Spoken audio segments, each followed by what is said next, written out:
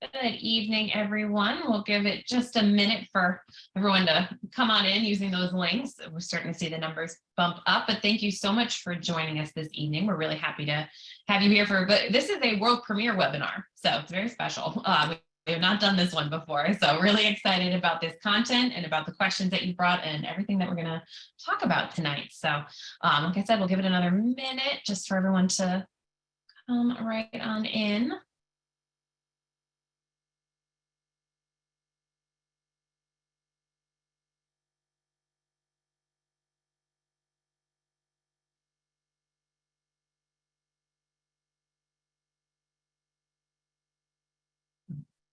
No worries. Okay. Corey, am I frozen? Nope, you're good. Oh, okay, good. I was wondering. All right, awesome. Well, we will get started.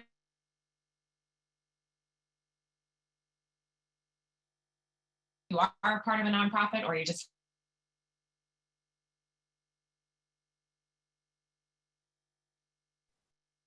Annie, it looks like you are frozen now. see my face? Ooh, am I having issues? Yeah. Yep, there we go. Any better? Keep going. If it happens again, I can take over. Okay, then you can take over. Okay. So we will get started in the hopes that my internet holds out with our Solar for Nonprofits webinar. Thank you all for joining us today. So we'll go to the next slide.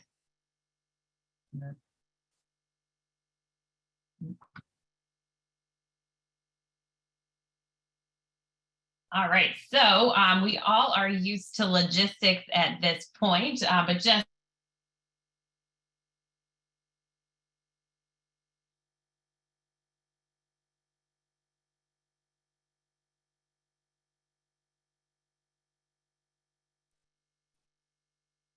Hey, everybody. I'm going to go ahead and take over. I think Annie's having some bandwidth issues there. Mariah, does it sound okay for you? Okay. All right. And I'm going to step in just because it looks like you're freezing a couple of different times. So folks, welcome again. Sorry for the bandwidth. You know how that goes. We've all been there.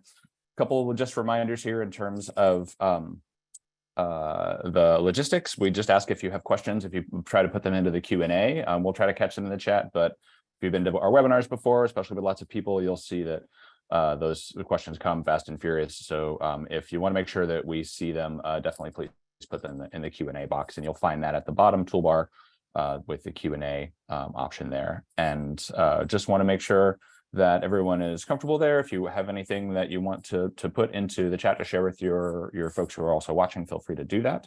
And we've got several folks from Solar United Neighbors on to answer questions in the chat as well.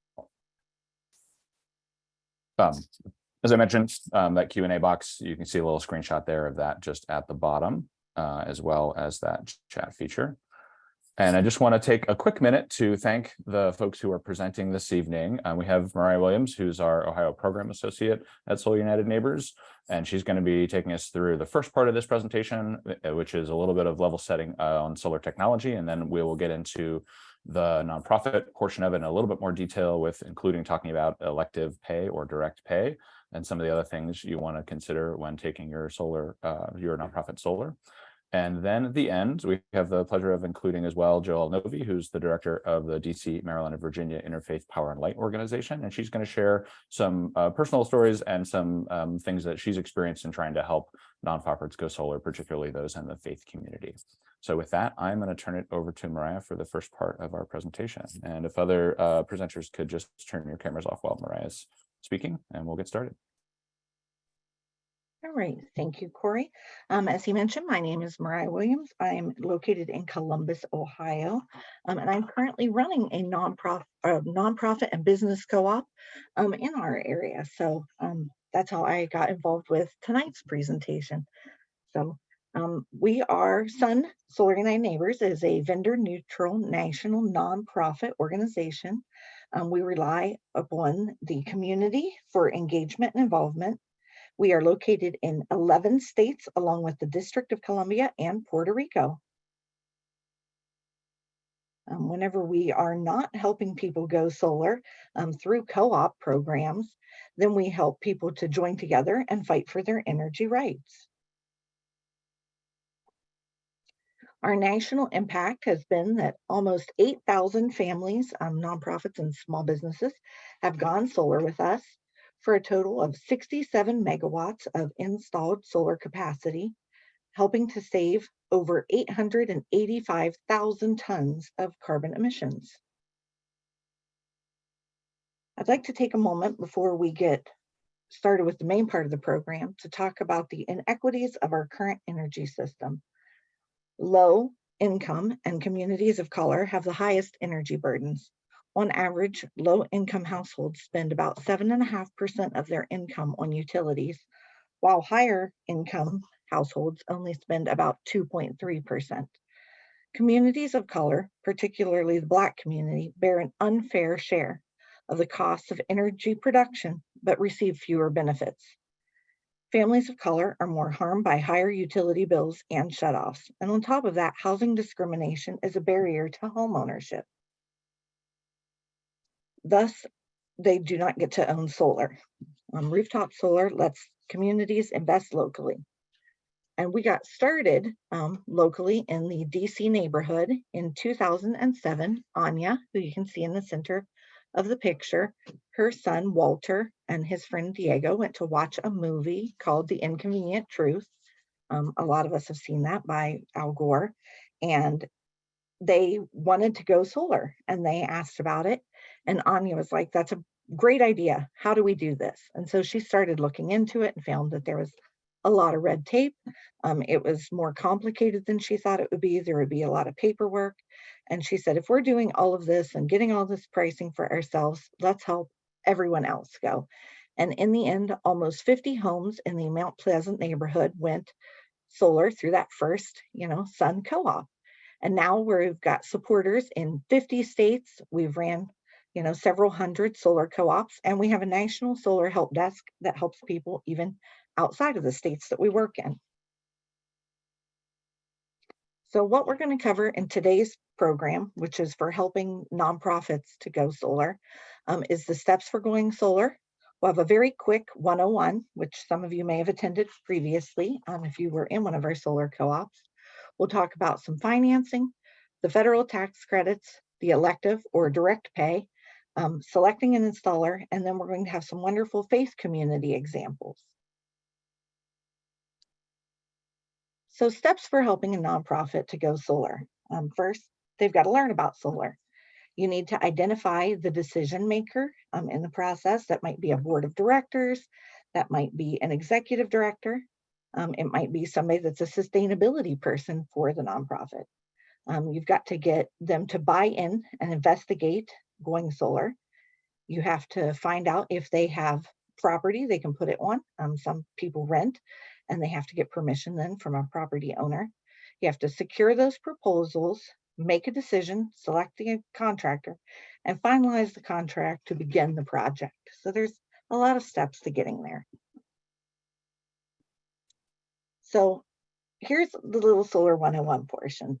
How do solar panels work? So we're all very familiar with those panels that you see in the background. Those are solar photovoltaics, and they convert the solar energy into electricity.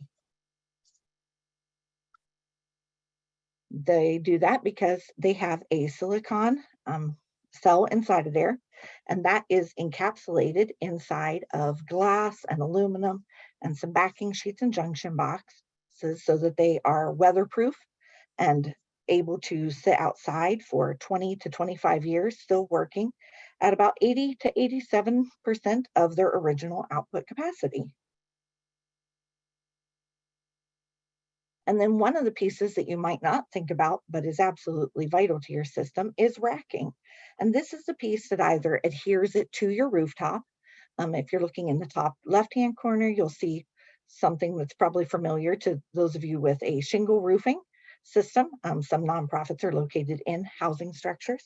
So those are, your shingle roofing racks. And then there might be standing seam metal roofs or rubber membrane roofs. Or you might have a concrete roof that can have a ballasted system. There is a special inspection they do to make sure that your building is structurally sound to hold that additional weight. That's what you're looking at in the bottom right corner. And then there's also ground mount systems. Sometimes those might be over a parking lot or a large field. Another system piece is the inverter. And this is the piece that changes the energy from DC coming off of those solar panels into AC, which is usable for your household, your business, or your nonprofit.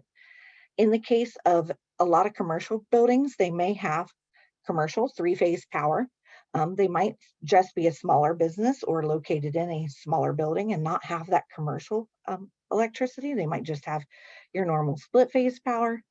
Or, you might just not know what type of power you have, and you don't need to know. Your installer will check for that whenever they come out, and they'll make sure that you get the right equipment for it.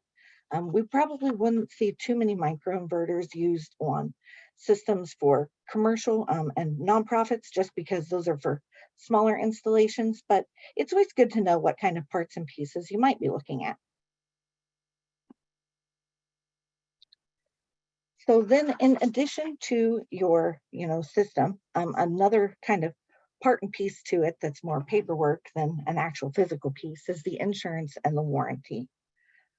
So those pieces are important because you want to make sure that your system is supported throughout its lifetime.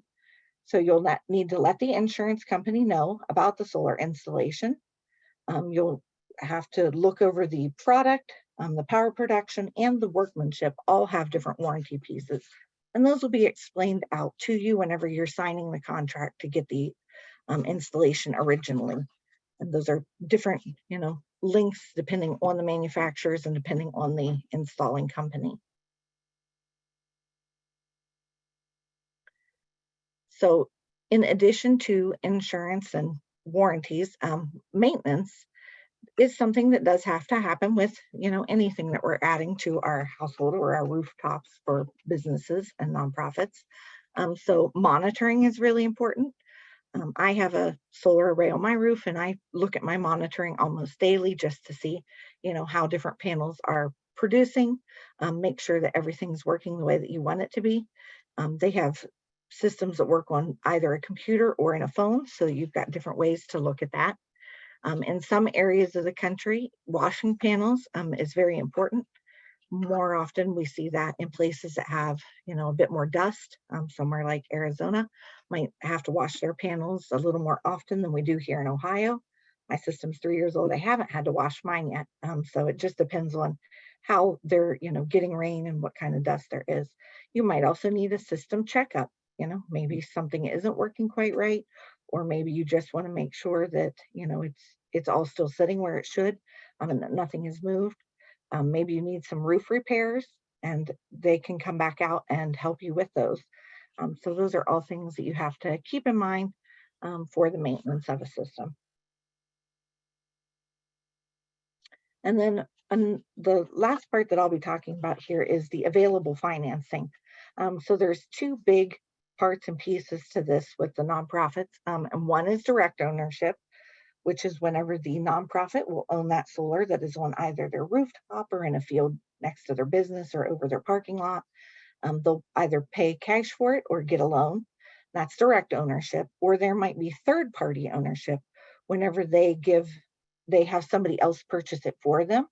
And they either lease it or they have a power purchase agreement for the system. And the one big thing to remember about that is that third-party organization is going to be able to claim the incentives, which, that might not be something that you want. You might want to get that yourself. If so, you're going to have to make sure that you're ready for direct ownership, either through the cash or the loan, because it's whoever owns that system is the one that needs to take those tax incentives.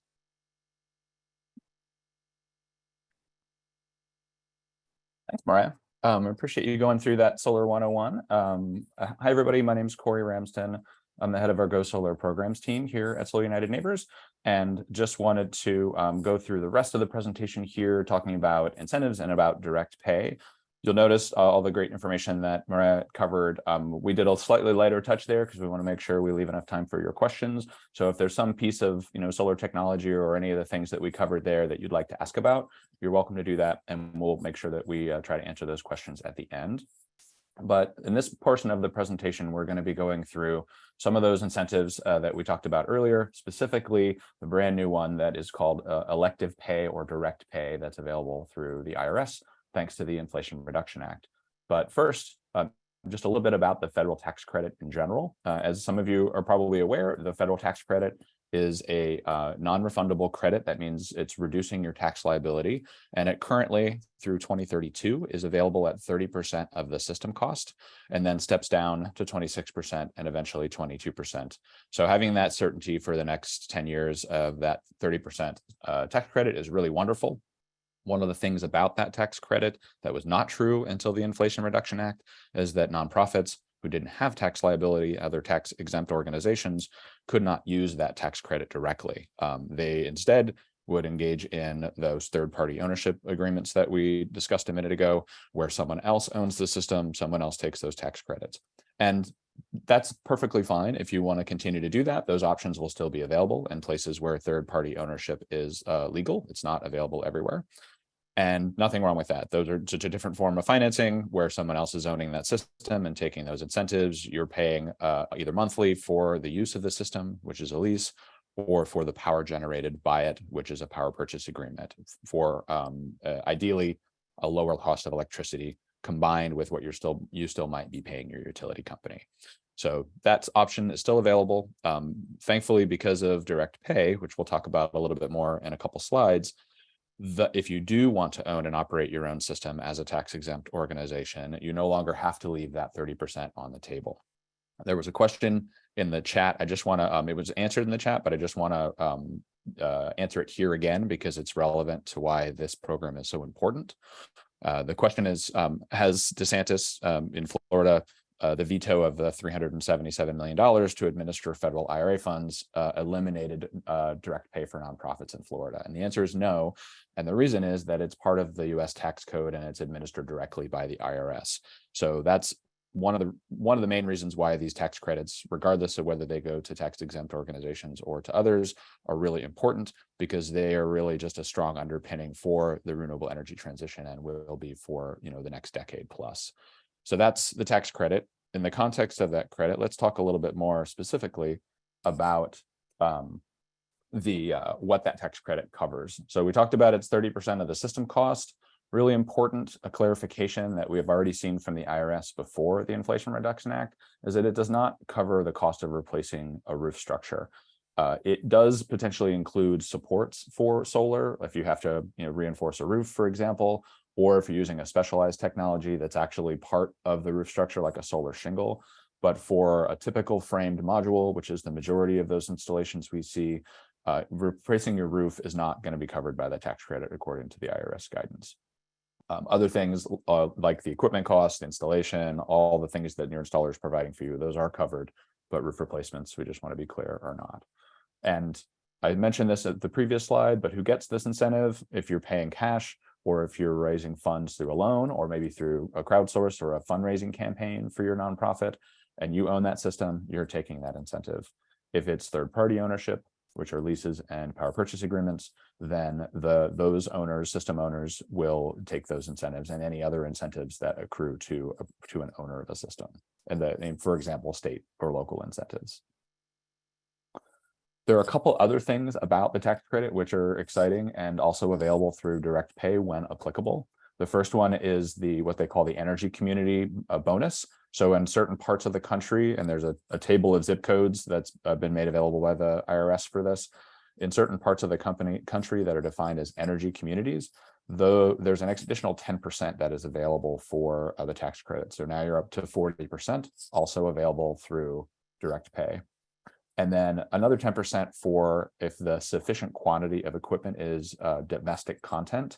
And those have been defined, but it's not exactly clear which equipment qualifies yet. So one of the things we try to encourage people about right now is this one, even though technically you might qualify for it, it's not super clear which equipment is qualifying. That's still sort of like shaking out. So if you're doing financial planning around this, probably best not to assume that you're going to get this in the short term until that becomes clearer. But if you have that clarity from your installer and from your tax advisors that your equipment in fact does qualify, then that is another 10%. And then the last one is for the shorthand we're still using here is for low income matters, but it's specifically for specific communities where the project is either directly or indirectly benefiting folks in that community. And those are by application. So that's not the first two credits, the energy community and the domestic content. If you qualify, you can apply and you can get it. There's no application. Sorry, you can file your taxes and you can get it. There's no application. But for this last one, there is a limited amount that's available on a yearly basis, and it is by application. That application process is still getting worked out. So that's another one where not a lot of clarity yet about who and how fast those credits will go. So we generally are, for this one, you probably don't want to assume you're going to be able to get this credit immediately, but hopefully in the next couple of years, that process will be a little clearer and how much capacity is available will be clear. So we just want to make sure people are aware of these in general. And this whole process is all getting sort of more and more defined as the year goes on and as more guidance comes out from the Department of Treasury in terms of how these credits are available and who can apply and when they're applicable. Some other things about what the eligibility for the ITC, as I mentioned, all the equipment and installation costs. Something that is also included now, which is great, are potentially infrastructure costs related to the installation. So that's potentially upgrading transformers or other things with respect to your utility connection. So getting connected to the grid for storage as well. I'm sorry, for solar, but also storage. So storage above 3 kilowatt hours, which is just about every storage unit out there. That is also available for that 30% tax credit with or without solar, which is really great. I'm going to pause here just for a second and ask anybody, any of the moderators, since I'm not able to monitor chat, any questions that are out there that you think I should answer now before I keep going.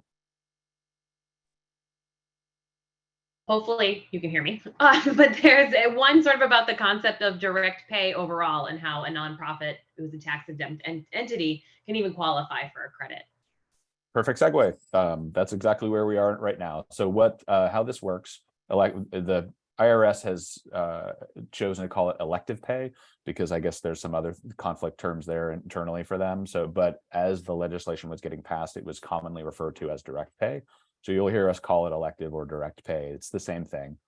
And it's, as I mentioned, part of the Inflation Reduction Act that got passed, and it is direct cash from the IRS for that tax credit value. So you don't need to have tax liability. You don't even need to have had to file taxes in the past potentially, as long as you're an eligible entity and you have filed an appropriate form, which we'll get into in a minute. That is really all that's required, as well as like a small registration step. So this, to answer the question directly, that is the whole point of direct pay, is that for people who did not pay taxes before, that they can also take advantage of this very foundational benefit of trying to push along the energy transition. So that is one of the main reasons why it is so important. To get into more of those specifics, so this is based on guidance that came out from the IRS. I want to just state, and I'll state it probably a couple times, this is still provisional guidance. They released pretty detailed information, but it is open for comment period right now, and they're going to finalize it in, I think, a month or two, as well as set up some of the infrastructure needed to actually do some of the things we're talking about. So the good news is this is a credit for this year. As a nonprofit, if you're eligible, you can apply, and that's fine, and it'll be worked out by the end of the year. But the actual like fine details of go to this website and do this, that's still sort of coming out. So just want to be clear about that. We'll adjust our information as we go, as everybody else will. But the general steps that we have seen from that guidance is starting your project.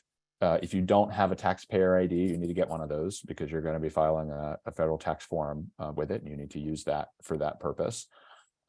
Figuring out which tax year your system applies to. So like the rest of the tax credit rules, your tax credit can be claimed in the year the system was placed in service, or when it has been completed and is able to generate electricity for you, and if you're or connected to the grid. So whenever that happens, by the end of this calendar year, for example, then you would be able to apply for direct pay when you file whatever form you need to file for this tax year in March, April, May, in that time frame.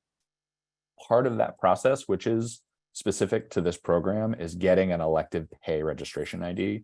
The way that they describe this in some of their presentation for the IRS is that it'll be a website where you're essentially going and getting a number and saying, I intend to claim this credit for this year. Give me a number so that I can identify myself with it when I file my taxes. The project gets completed. So let's say, December of 2023, your project's done. The next year, when you file your tax form, for many nonprofits, this is probably going to be 990T. You're going to file that form, and you're also going to include whatever worksheet is applicable for your tax credit. So this is the commercial investment tax credit. There's a specific set of forms that will worksheets to figure that out, and then you'll include that tax credit request with that registration ID in your filing. Even if you have no tax liability and your tax bill would have been zero, you will get that money back because it is a elect to pay or direct pay specifically so that you can take advantage of it as a tax exempt organization. And those funds will get distributed after the filing deadline. So if your filing deadline is April 15th, it'll come after that, or May 15th, depending on what you're filing. Just a simple example, just to kind of bring that home. This is a random, system size. 25K is, relatively small, but probably in a range of a small nonprofit building might have on their roof. Lots of variables as to what your system size will be. We're not going to get into those details at the moment, but whatever that cost is, 30% of that comes off the top, and as well as any local incentives you might have. That could be solar renewable energy credits. It could be a state rebate, or some other form of incentive, maybe from a utility, and the net investment is what you're left over to pay for. Now, keep in mind, if you own the system and you're funding it yourself, that $70,000 is what you're going to need to pay your installer, because your tax credits coming later, your incentives might come later. So if you're thinking about doing this and actually owning the system, you're going to need either cash from fundraising or from your from a loan. Loan products, we hope, will start to become more and more prevalent, commercial loan products for nonprofits. But that funding source, it needs to cover that full installation cost, because your installer is going to need to be made whole when they complete their job, even if you're collecting those credits later. Now, there may be some installers that help you manage that cash flow if they know you're going to get direct pay, but I wouldn't rely on that. That's going to be part of what you would talk about with them. But for planning purposes, just want to be super clear that capital cost is what you need to pay to get that system installed, and you'll collect some of that back later. A little bit just in terms of looking for an installer, we talk about this in a variety of different presentations, but just want to kind of bring it up here as well. Obviously, you're looking at price and trying to get a competitive bid, but some other things to consider you'll see listed on this slide. Like any other contractor you're selecting, you want to talk to folks who have used that contractor before, potentially try to get referrals, look at the work they've done in the area. Hopefully they will have worked with other nonprofits or other small commercial installations that are of your size and potentially of your building type. If you have a particular type of roof that maybe is less common, like let's say a tile roof or some other roof that maybe is not as usual for your area, you might want to see if they've done a lot of those. So all of those things are relevant. The experience, how long they've been in business is important, but also checking those references and certifications and looking at their workmanship warranties, and obviously getting multiple quotes. So you want to get at least 2, preferably 3 bids from local providers and compare them so that you can make a good choice, just like you would if you were selecting an air conditioning contractor to replace your unit in your building. And with that, I think we're just on time here. So we've got plenty of time for Joelle to share her experiences, and then we'll come back with some questions, and we'll also share a little bit about some resources that we have at Solar United Neighbors to make this process a little bit easier for you and the nonprofits you're supporting. So with that, I'm going to hand it over to Joelle. Thanks very much for joining us tonight. Sure. Joelle Novi, she, her, with Interfaith Power and Light, which works with congregations of all faith traditions across DC, Maryland, and Northern Virginia to take action on climate change as a matter of religious concern. In 2009, the first church that we know of to go solar in DC was St. Albans Episcopal Parish on the grounds of the National Cathedral. And I remember it well. The youngest priest got up on the roof to dedicate the panels with incense, and the choir sang from the parking lot below. And since then, we've been keeping track of all of the solar congregations we know of in our region on a website, which I will put in the chat for you. See if that works. We have had a map, and we think there are about over 100 congregations of all faiths that have gone solar since then. So what have we learned? The first thing I'll say is that it's easy to get into the details quickly and to focus on financing and to focus on inverters and the technicalities of this new tax law. Like, it's really important to keep centered on your nonprofit's mission and how going solar fulfills that mission, because that will keep you going when it gets complicated, and that will also help over and over again to overcome resistance inside your organization. So the St. Albans Parish, the rector at the time, called those panels our newest stained glass windows, because the solar panels on St. Albans told their story to the world, and just like their older stained glass windows.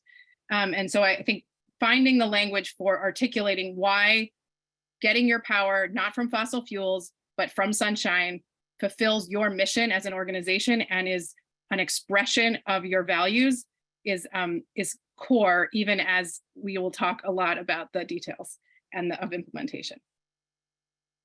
We listened and learned from all of the successful congregations that had gone solar, and first it was just a dozen in the early days. And the thing we saw over and over again was that, at least in our region, what was called PPA, or power purchase agreement financing, earlier in the presentation, was the answer for many of the successful projects. And I know power purchase agreement financing isn't available everywhere in the country, but for the places where it is available, it has, for us, been the most common way for congregations to successfully go solar in our region. So a power purchase agreement financing is where a third party puts up solar at their own expense, owns the panels, and then sells the congregation or the nonprofit the solar power generated by those panels for less than the organization had been paying for that energy before. So if you heard me right, that would be essentially like free solar panels. So you might ask, if the financing exists for free solar panels, why isn't every organization anywhere that's available to them doing it right away? And the answer is that there's a lot of distrust and there's a lot of need to build trust and a lot of skepticism about how that could possibly be. Why would a third party company be willing to put solar panels on our roof at their own expense and sell us the power for less than we were paying before? How is that possible? It seems too good to be true. And so throughout throughout the last, over a decade now, we have gotten better and better at explaining and helping congregations explain to their leadership how power purchase agreement financing works, and helping folks peel back the curtain on all the ways that the companies that provide PPA financing are making their money back. Because we find that explaining from the company's perspective why this is a good deal for them is really critical for folks to stop seeing it as too good to be true, or there must be missing something, and really understand that this is an opportunity for a win-win arrangement.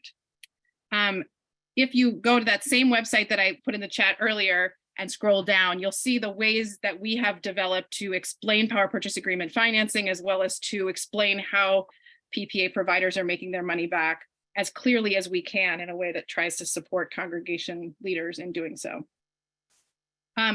You may be wondering, well, doesn't the fact that the Inflation Reduction Act makes it possible for nonprofits to enjoy the federal tax credit mean that power purchase agreements are going to become a thing of the past?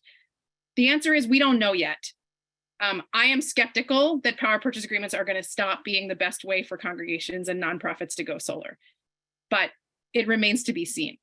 It is true that power purchase agreement financing was developed originally because nonprofits had no way to access the federal solar tax credit. That 30% was unavailable to any entity that didn't pay taxes. And we now have this new world where with direct pay, nonprofits are going to have access to this 30%. So that the original reason that the power purchase agreement financing was developed is no longer necessary.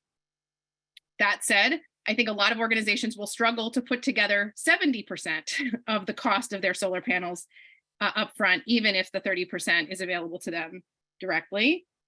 And power purchase agreement financing means that the developers assume a lot of risk and a lot of headaches, and they, arrange for interconnection, and they hire the installer, and they just do a lot of things for organizations. And if you have a small organization without a lot of skilled or knowledgeable building managers and things like that, it can be a real blessing to have a PPA arrangement. My condo building, which is not a nonprofit, still chose to go solar through a power purchase agreement because it meant that someone else took on much of the work.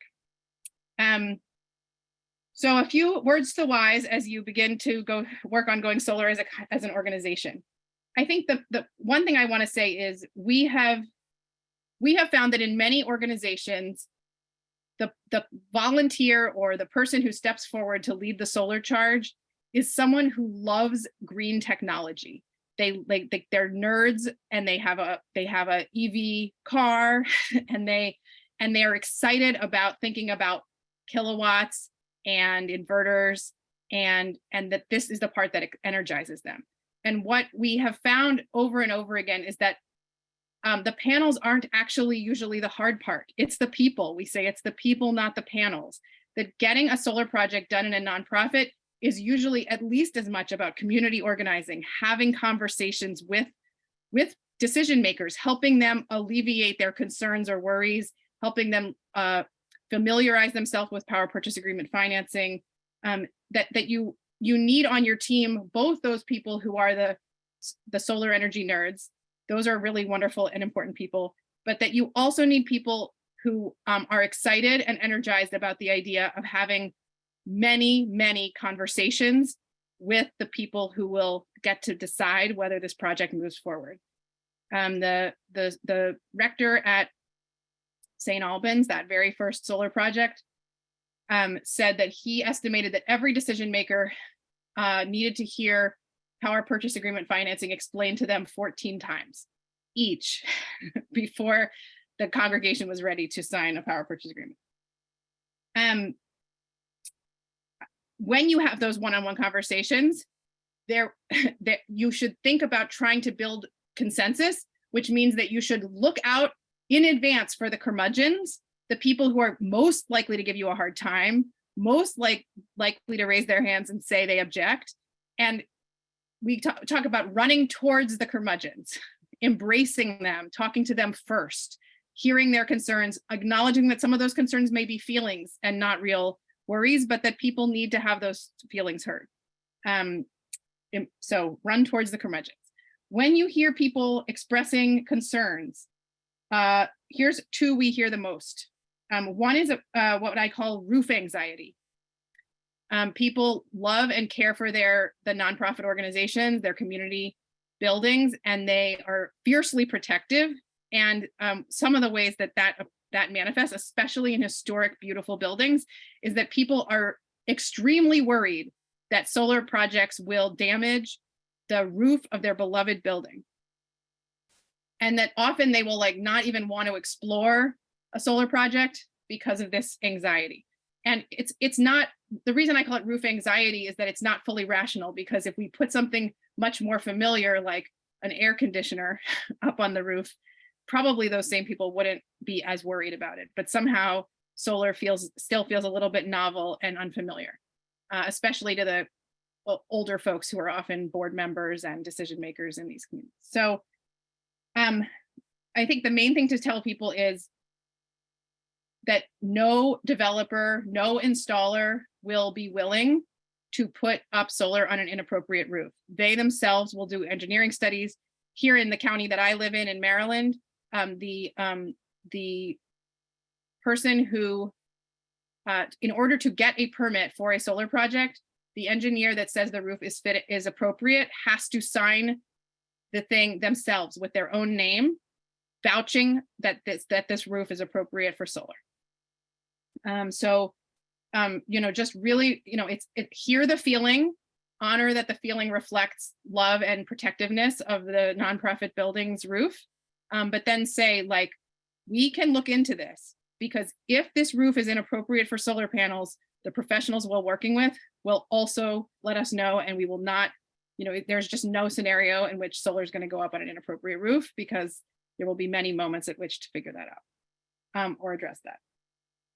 The other one I hear a lot is just like, well, what if they don't look like, what if they look ugly? What if we don't like how they look? And, beauty is in the eye of the beholder. You can't promise people that they will like how something looks. But here are some things we tell folks that they can think about is you can take them to some examples of solar roofed buildings in community buildings in your area, so they can imagine what we're talking about, what it does look like. And then I think really grounding again in the purpose and mission of your organization and why these panels express your purpose and mission. Getting back to that idea that, these are our stained glass windows, or these are an expression of who we are. And this is, there's nothing to be ashamed of or embarrassed of. We're going to be proud that these are visible because they talk about who we are, and that's a really beautiful thing. So I will end there. Like I said, we are operating in a world where we believe, at least for the time being, that if power purchase agreement financing is available to nonprofits, it's the most compelling way to go solar for most nonprofits for whom it's available. And I'm happy to take questions later. Thank you so much, Joelle, for sharing those experiences. Really important. A decade plus of help for organizations going solar is just invaluable. Annie, is there like a top question or two for Joelle on anything that she shared before we go on through the rest of the slides and then open up the rest of the questions? Yes, definitely. So there is a very relevant question about PPAs. So if a congregation or a nonprofit entity goes with a PPA, who receives the 30% direct pay? Yeah, so a power purchase agreement is an arrangement for someone else to own your panels. And so they are entitled to the federal tax credit. They are entitled to sell any solar renewable energy credits that are valuable. They are eligible to get the state incentive. If there's a state incentive on top of that, if there's additional incentives because it's in an environmental justice community or one of those other additions, this is an arrangement to have someone else, another company, own your solar panels and sell you what they're giving you is they're selling you the power that those panels are generating and getting credited to your meter, and you're paying them for the only cost, if any, is that you're paying, for the power that the panels are generating. The reason that all of these new incentives and the federal tax credit being 30% matters, even if you're doing a PPA, is that the willingness of these third parties to make this kind of no money down offer to nonprofits is really, it's all of these things are sweetening the market context in which developers are willing to make power purchase agreement proposals and financing entities are willing to make funds available. And then in our area, we have a Montgomery County Green Bank, and the IRA is creating a national green bank. So the financing context is getting sweeter and sweeter. So the number of power purchase agreement offers available in nonprofit organizations is going to, I think, keep increasing in this environment. Which is very exciting. Do you have something to add, Corey, before I add the follow-up PPA question? Oh, no, go right ahead. So someone in the chat is asking, so then if the nonprofit decides to sell the building, does the PPA transfer to the new owner? I've definitely heard the question the other way, which is what happens if the holder of the PPA goes out of business, and then their obligations would transfer to the inheritor of the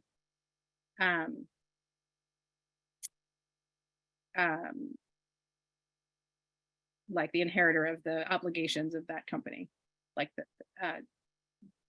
I think if the organization changed hands, the building changed hands, I think the folks who have that meter, who are getting energy from that meter, would probably be the inheritors of the obligations of the power purchase agreement. Yeah, and we've seen that with residential agreements as well. There'll be some language in the power purchase agreement about what happens in that situation. Oftentimes it's the agreement needs to be transferred to the new owner. If for some reason the new owner doesn't want that agreement, there may also be stipulations for how to close that agreement out, like some sort of buyout. But that's going to vary by agreement. So it's really important for if that is a possibility for your organization, that you understand what those terms are when you sign the agreement. Joelle, thank you again. That was super insightful. We really appreciate you coming to join us. We're going to go through like 2 more slides just to talk about some of the things that Solar United Neighbors can do to help. But before I do that, I just want to highlight some of the things that Joelle was talking about. You can see solar is different in all sorts of places all across the country because the rules are often locally based or state based. So power purchase agreements and leases are not available everywhere. Where they are, as Joelle said, they'll probably continue to be an important part of this marketplace. In places where they're not available, we might see a different dynamic, a different set of financing come up to take advantage of direct pay so that nonprofits can directly use it. In places where both are available, or where PPAs are available, you might see like a mix of things. So if you're not sure what this looks like, it's because none of us are. This is all new. And the good thing is you're not alone. You have places you can go to ask questions. Your installers in your area are certainly going to keep up with the marketplace, and we can also be of assistance. So I'm just going to talk about 2 of those things, and then we'll leave, I think, a good solid 10 minutes for questions that folks have asked already, and maybe some more, depending on how much we get through. First, I'm actually going to do these backwards because I'm realizing I put them in the wrong order. We have a help desk. It's available nationally, and you can find it there at solarunitedneighbors.org/helpdesk. If you're thinking about going solar, or your organization is, and you just want to understand a little bit more about what's going on, whatever those questions are, feel free to reach out. It's free. We're just trying to make sure people get the right information, and we're an installer and financing neutral.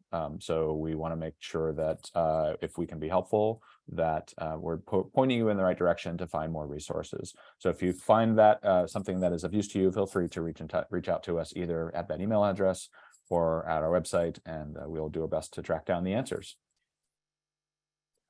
And then next, this is something that I'm really excited about because we just launched it this week, as a matter of fact.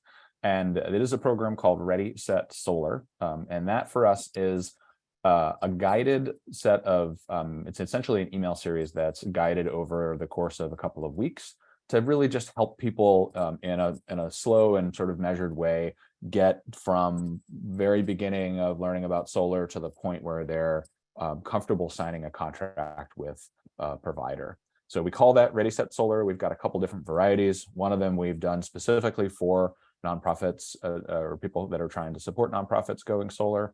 And for anybody that signs up here, it's all free. It is, we'll do a quick roof review using satellite imagery just to make sure, the property looks like it's a good fit for solar, generally speaking. And then that email series will take place 7 emails for the first week, 1 a day, and then 1 a week after that, just to kind of guide you along, linking to various resources, explaining direct pay or elective pay in a little more detail, and also linking you to the help desk if you have need any assistance there. And last, an opt-in, so totally optional listserv for anyone that wants to interact with Sun staff, as well as some solar ambassadors and other people who are trying to take their nonprofits solar. So this is something that's new for us. If you're interested in trying it out with us, we'd love to have you join. Feel free to come to that website link that we'll put in the chat. Thanks, Mariah. And join us in working on this program together. And as always, your feedback is always welcome and appreciated. If you see anything that looks like we could be doing a better job with it, please let us know. If you see something that looks great, let us know that too. It makes us happy. But we are open to any feedback that you want to share. So I'm going to stop there. I really appreciate you all joining us this evening. Oh, I left out one slide. Sorry. Annie, do you want to talk about this one since this is your team and your life's work here?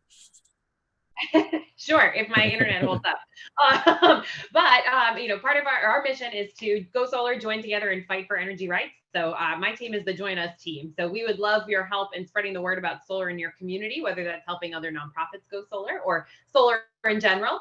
If you have already gone solar, sharing your solar story is a great way to get the word out and show how accessible solar can be. And you can let us know if you're interested in doing that, and we'll connect you.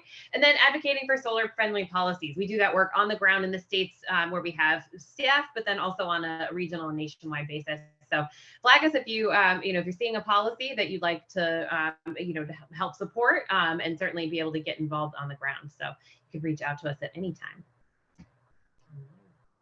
Thank you, Annie. Appreciate that.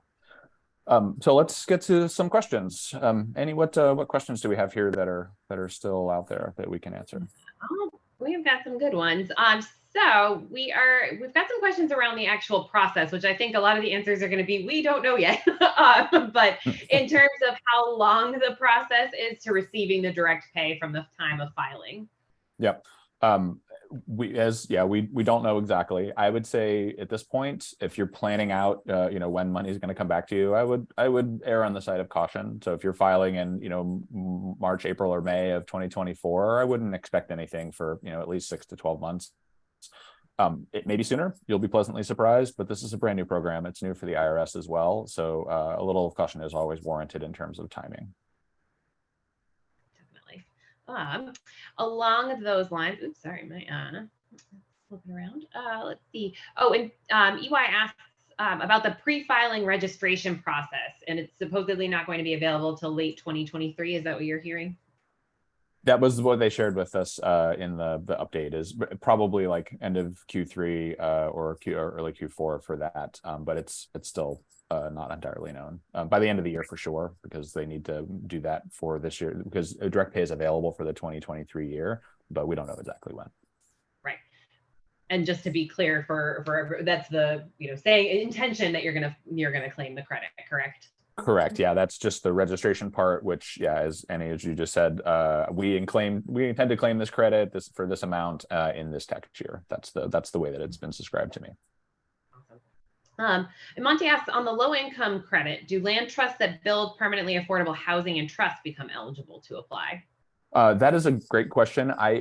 Based on what we know of that application process, I think the answer is probably almost always yes. But as always with tax credits, and this is a new program where they haven't 100% defined like the process, then I think a little bit of caution is warranted there. But land trusts seem very well suited to be eligible for those tax credits. It just, like I've said a couple times before, it's new. You just want to make sure that you're confident and you're not expecting to apply for a 10 or 20% tax credit and then not get selected, or maybe you're not eligible because of something that was in the fine print. So just we try to make sure folks are really cautious about that part of the program, because it's really new and that it has a lot of moving parts for the 10 to 20% low and moderate income tax adders. Those are probably the thing that's like the least well set at this point in terms of all the tax credits.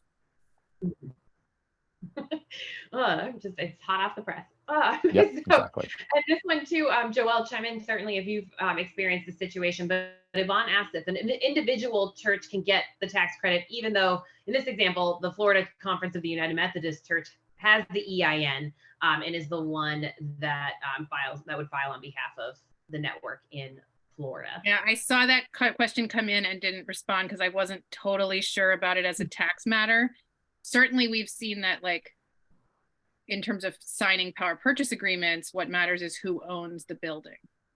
And so in some like in a Catholic archdiocese, for example, the archdiocese is the owner of the facility, whereas in the Episcopal diocese, the individual congregations own each building, even though they're federated in a diocese. So that's the critical question for most PPA questions, is like, who owns, at the end of the day, who owns the building that the meter is in. But as to how multiple buildings with a single tax ID will claim the credit, I would assume if they only have one fiscal identity, with the IRS that that's the entity that would claim the credit, but I don't know for sure. And we have, hopefully I said this earlier in the thing, but because we always say it, you know, these are anything related to tax credits. Make sure you get tax advice from whoever's doing your taxes for the organization. Your tax advisor is the person that should help you make sure that you are in fact eligible. We are not tax advisors. We want to make sure you get as much info as you can to track these things down and you get good info, but ultimately you're going to need a tax professional to apply and claim these credits. So you want that person involved in trying to make sure that they're applicable for you in your circumstance. There's a tax lawyer in my family, and this idea of giving the thing that direct pay is doing, where a non-taxable entity is getting a tax credit, is like brand new to the country. I mean, it's brand new for everyone, including the agencies doing it. So we're all in uncharted territory with this. It's a scary place to be, but a very exciting place to be. It's exciting. I mean, yeah. It's about a year ago that the IRA passed. So this is right. I can't believe it's been a year. So much has happened. For sure. And let's see. Got lots going on in the chat. Yeah. Back to the elective credit and the pre-filing issue. EY asked, but you cannot get the elective credit without the pre-filing registration if this becomes a chicken and the egg issue. From the way they described it, you do need that registration ID in order to claim the credit. That is a requirement that they had stated. So that's one of the reasons why we're fairly certain something will be available to get that credit by the end. I mean, to get that registration ID by the end of the year, because they stipulated that as something that they need to that you need to provide in your tax filing. So I think there's a pretty good chance that that's going to be available, but like anything, it's not here yet. So we're going to be watching it as closely as everybody else. And you certainly have our word that once we know, we're going to update all of the materials that we have on our site, and all of the installers that are looking at these markets, I'm sure, are all going to be following it this closely as well. Sure.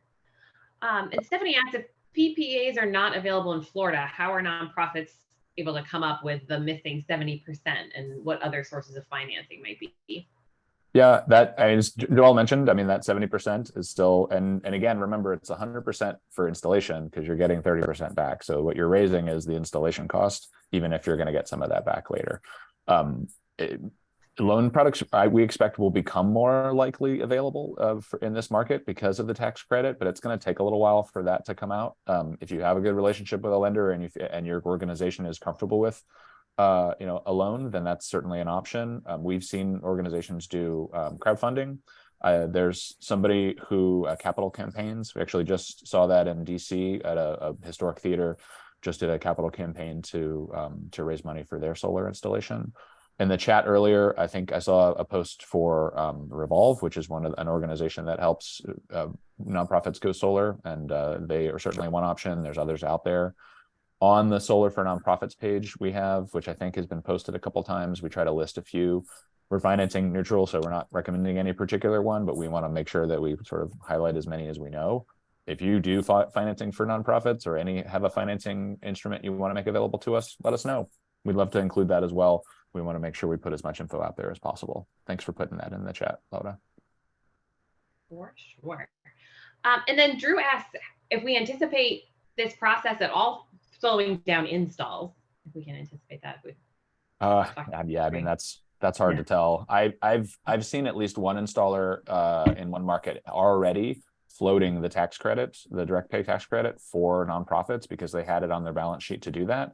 And it was a way for them to keep that process moving. Now, the rest of that money was actually supported through a grant program. It was kind of unique in that the nonprofits were getting a grant for the 70%. But that is relevant because the installer was confident enough that they could hold that until they could be paid back and turned over to them.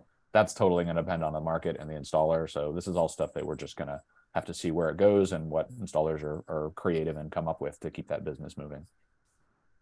Definitely. And one last question, I think, to reiterate a point that you made earlier, is someone asking if they need to beef up their roof structure in order to support solar. That is not something that's part of direct pay, correct? The credit does not cover roof if it is required to support solar, like in other words, just to make it like a concrete example, if you have a small roof and you need to put framing members in there, like additional rafters to support the weight of the solar, that is covered. That's part of the structural, from our understanding. Again, you got to check with your tax advisor, but that's not what I was referring to earlier. That's a structural support to support solar. So those costs potentially can be included in the tax credit. Gotcha. Thank you for clarifying. Mhm. So we are right at 9 o'clock. If you want to wrap it up, Corey. Well, thank you all for joining. Thanks for being on this ride with us. First time we've ever done this as well. We'll distribute the video and the slides. Is that right, Annie? We usually do that. Chat and Q&A as well. Awesome. Lots of great Q&A and chat. And thank you. Just want to say thanks to the folks in the chat also answering questions. I know we have a lot of professionals here that join us for these chats as well and are very generous with their time. So just want to say thanks for coming and helping out and supporting people who are trying to go solar. And thank you, Joelle and Mariah and Annie and Laura for joining as well tonight. And good night, everyone. Thanks for your time.